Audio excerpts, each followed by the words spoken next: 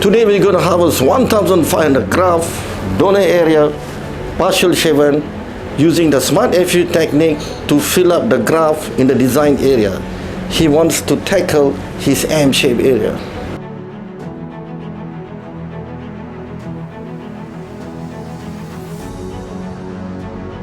Today, this case is unique. This is the design that he wanted, and when you look very closely, this is co-leak. The hair around here is going almost about 360 degrees. The angle, direction, density change from here, from center, and come to the right. We're going to follow this flow of the hair to fill up the original hair so it match. The aim here is end of the day, at 9 months down the road, it should match and looks natural, and his confidence level will increase again.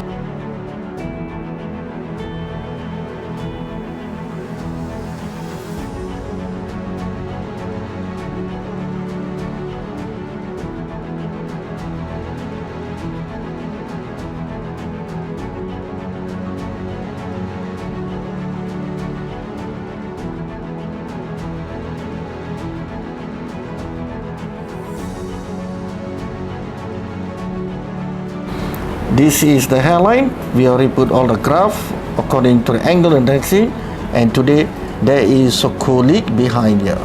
The hair is going 360 and taking the turn going this way. As we plant, we follow the angle, the direction of the co-leak here, so that this area and this area it will match and give him more natural look and appears better. Tomorrow, patient will start doing his smart graft care, so that all this graft will be neat and nice. On day 7, we are expecting the microscope will shut off.